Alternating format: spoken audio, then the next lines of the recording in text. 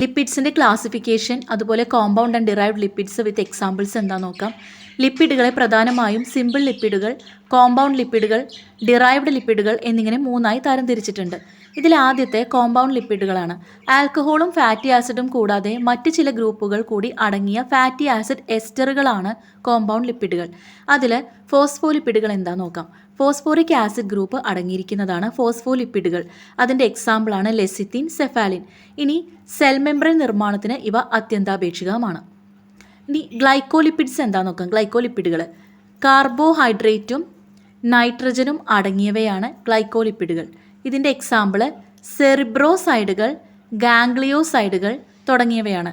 തലച്ചോറിലെയും നാഡീകോശങ്ങളിലെയും സ്തരങ്ങളിൽ, മെംബ്രെയിൻസിൽ ഇവ സാധാരണയായിട്ട് കാണപ്പെടുന്നുണ്ട്. ഏത്? ഗ്ലൈക്കോലിപ്പിഡുകൾ. ഇനി ലിപ്പോപ്രോട്ടീനുകൾ എന്താ നോക്കാം. ലിപ്പിഡുകളും പ്രോട്ടീനുകളും ചേർന്ന മാക്രോ മോളിക്യുലാർ ആയിട്ടുള്ള കോംപ്ലക്സുകളാണ് ലിപ്പോപ്രോട്ടീനുകൾ. ഇതിൻ്റെ എക്സാമ്പിൾസ് HDL, LDL, അതായത് രക്തത്തിലൂടെ ലിപ്പിഡുകളെ കൊണ്ടുപോകുന്നത് ഇവയാണ്. ഡിറൈവ്ഡ് ലിപ്പിഡുകൾ എന്നാൽ ലളിതവും സംയുക്തവുമായ ലിപ്പിഡുകൾ ജലവിശ്ലേഷണം എന്ന് പറയുമ്പോൾ ഹൈഡ്രോലൈസിസ് ആണ്, വിധേയമാകുമ്പോൾ ഉണ്ടാകുന്നതും ലിപ്പിഡിൻ്റെ സ്വഭാവമുള്ളതുമായിട്ടുള്ള പദാർത്ഥങ്ങളാണ് ഡിറൈവ്ഡ് ലിപ്പിഡുകൾ. ഇനി അതിൽ തന്നെ സ്റ്റീറോയിഡുകൾ എന്താ നോക്കാം. കൊളസ്ട്രോള്, സ്റ്റിറോയിഡ് ഹോർമോണുകൾ, പിത്തസഞ്ചി ആസിഡുകൾ അതായത് ബൈൽ ആസിഡുകൾ എന്നിവ ഇതിൽ പെടുന്നുണ്ട്. ഇനി ടെർപ്പീനുകളും കരോട്ടിനോയിഡുകളും എന്താ നോക്കാം. വിറ്റാമിനുകളായിട്ടുള്ള ADEK, പിന്നെ അതുപോലെ പ്ലാന്റ് പിഗ്മെൻസും ഇതിൽ പെടുന്നതാണ്. ഇനി നമുക്ക് ഫാറ്റി ആസിഡ്സിൻ്റെ ക്ലാസിഫിക്കേഷൻ നോക്കാം. നീളമുള്ള ഹൈഡ്രോ കാർബൺ ശൃംഖലകളുള്ള കാർബോക്സിലിക് ആസിഡുകളാണ് ഫാറ്റി ആസിഡുകൾ. അതിൽ തന്നെ സാച്ചുറേഷൻ്റെ അടിസ്ഥാനത്തിൽ വരുന്നതാണ് സാച്ചുറേറ്റഡ് ഫാറ്റി ആസിഡുകൾ. കാർബൺ ആറ്റങ്ങൾ തമ്മിൽ സിംഗിൾ ബോണ്ടുകൾ മാത്രം അടങ്ങിയിരിക്കുന്നതാണ് സാച്ചുറേറ്റഡ് ഫാറ്റി ആസിഡ്. ഉദാഹരണത്തിന് പാൽമിറ്റിക് ആസിഡ്, സ്റ്റിയറിക് ആസിഡ് തുടങ്ങിയവയാണ്. സാധാരണ താപനിലയിൽ ഇവ ഖരരൂപത്തിലായിരിക്കും ഉണ്ടാവുക. ഇനി അൺസാച്ചുറേറ്റഡ് ഫാറ്റി ആസിഡ് എന്താ നോക്കാം. ഒന്നോ അതിലധികമോ ഡബിൾ ബോണ്ടുകൾ അടങ്ങിയിരിക്കുന്നവയാണ് അൺസാച്ചുറേറ്റഡ് ഫാറ്റി ആസിഡുകൾ. ഒരു ഡബിൾ ബോണ്ട് മാത്രമുള്ളവയെ മോണോ അൺസാച്ചുറേറ്റഡ് ഫാറ്റി ആസിഡ് എന്നാണ് നമ്മൾ പറയാറുള്ളത്. ഇതിന് ഉദാഹരണം ഒലീക് ആസിഡ് ആണ്. ഒന്നിൽ കൂടുതൽ ഡബിൾ ബോണ്ടുകൾ ഉള്ളവയെ പോളി അൺസാച്ചുറേറ്റഡ് ഫാറ്റി ആസിഡ് എന്നാണ് പറയാറ്. ഇതിൻ്റെ ഉദാഹരണം ലിനോയിക് ആസിഡ്, ലിനോലെനിക് ആസിഡ് എന്നിവയാണ്. ഇനി ചെയിൻ നീളത്തിൻ്റെ അടിസ്ഥാനത്തിൽ short chain, medium chain, long chain എന്നീ ഫാറ്റി ആസിഡുകളുണ്ട്. അതിൽ തന്നെ എസെൻഷ്യൽ ആയിട്ടുള്ളവ എന്താ നോക്കാം. മനുഷ്യ ശരീരത്തിന് സ്വന്തമായി നിർമ്മിക്കാൻ കഴിയാത്തതും ആഹാരത്തിലൂടെ ലഭിക്കേണ്ടതുമായവയാണ് എസെൻഷ്യൽ ആയിട്ടുള്ളവ.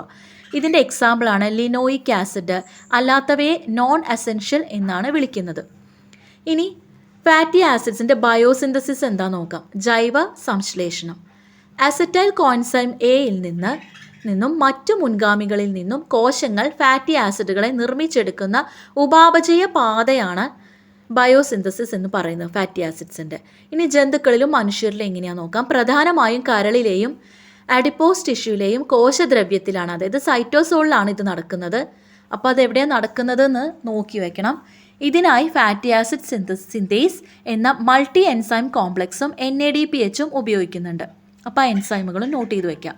ഇനി പ്ലാന്റ്സിൽ, സസ്യങ്ങളിൽ പ്രാഥമികമായി ക്ലോറോപ്ലാസ്റ്റിനുള്ളിലാണ് ഇത് നടക്കുന്നതെന്ന് നമുക്കറിയാം. ജന്തുക്കളിൽ ഉള്ളതിൽ നിന്ന് വ്യത്യസ്തമായി അസൈൽ കാരിയർ പ്രോട്ടീൻ സിസ്റ്റമാണ് ഇതിൽ ഉപയോഗിക്കുന്നത്. ഇനി മൈക്രോബ്സിൽ എങ്ങനെയാണ് നോക്കാം. സസ്യങ്ങളെ പോലെ ബാക്ടീരിയകളും വ്യക്തിഗത എൻസൈമുകൾ ഓരോ ഘട്ടത്തെയും ഉൾപ്രേരകമാക്കുന്ന ഒരു സംവിധാനമാണ് ഉപയോഗിക്കുന്നത്.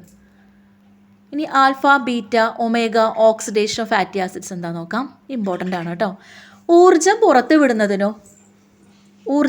പുറത്തുവിടുന്നതോ കാർബൺ ഘടന മാറ്റുന്നതിനോ വേണ്ടി ഫാറ്റി ആസിഡുകൾ വിഘടിക്കപ്പെടുന്ന പാതകളാണ് ഈ പറഞ്ഞവയൊക്കെ.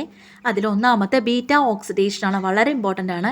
ഫാറ്റി ആസിഡുകളുടെ വിഘടനത്തിനുള്ള പ്രധാന പാതയാണ് ബീറ്റ ഓക്സിഡേഷൻ. ഫാറ്റി ആസിഡ് ശൃംഖലയുടെ കാർബോക്സിൽ നിന്ന് ഓരോ 2 കാർബൺ ഘടകങ്ങളായി അസറ്റൈൽ കോൻസൈമെ രൂപത്തിൽ നിന്നും ഇവ വേർപ്പെടുന്നുണ്ട്. പ്രധാനമായും മൈറ്റോകോൺട്രിയയിലാണ് ഇത് നടക്കുന്നത്. അപ്പോൾ ബീറ്റ ഓക്സിഡേഷൻ നടക്കുന്നത് എവിടെയാണെന്ന് നോട്ട് ചെയ്ത് വയ്ക്കുക. മൈറ്റോകോൺട്രിയയിലാണ്. ഇനി ആൽഫ ഓക്സിഡേഷൻ എന്താ നോക്കാം. ഫൈറ്റാനിക് ആസിഡ് പോലുള്ള ശാഖകളുള്ള ഫാറ്റി ആസിഡുകളിൽ സാധാരണ ബീറ്റ ഓക്സിഡേഷൻ നടക്കാതെ വരുമ്പോൾ ഉപയോഗിക്കുന്ന പാതയാണിത്. ആസറ്റൈൽ കോൻസൈം എ നേരിട്ട് ഉൽപ്പാദിപ്പിക്കാതെ കാർബോക്സിൽ നിന്ന് കാർബോക്സിൽ ആറ്റത്തിൽ നിന്ന് ഓരോ കാർബൺ ആറ്റമായി ഇത് നീക്കം ചെയ്യുന്നു. ഒമേഗ ഓക്സിഡേഷൻ എന്താ നോക്കാം. കരളിലെയും വൃക്കകളിലെയും എൻഡോപ്ലാസ്മിക് റെട്ടിക്കുലത്തിൽ നടക്കുന്ന ഒരു ചെറിയ പാതയാണ് ഏത് ഒമേഗ ഓക്സിഡേഷൻ എന്ന് പറയുന്നത്. കാർബോക്സിൽ നിന്ന് ഏറ്റവും ദൂരെയുള്ള മീഥൈൽ ഗ്രൂപ്പിൻ്റെ ഓക്സിഡേഷൻ വഴി ഫാറ്റി ആസിഡിനെ ഡൈകാർബോക്സിലിക് ആസിഡ് ആക്കി മാറ്റുകയാണ് ഇവിടെ ചെയ്യുന്നത്. ഇനി omega fatty acids and functional food എന്താ നോക്കാം.